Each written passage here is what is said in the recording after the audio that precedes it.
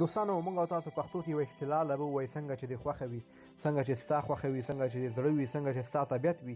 دغه ټول اصطلاحات په الماني ژبه موږ هم ویلی شو. داسې وایو وی دو اس ماکست، وی دو اس ماکست، څنګه چې ستا خوښه وي، څنګه چې د زړه وي. مهمه اصطلاح ده، زده کړئ.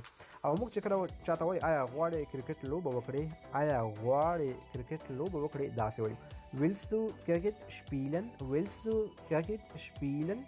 غواړې کرکټ لوبه وکړې.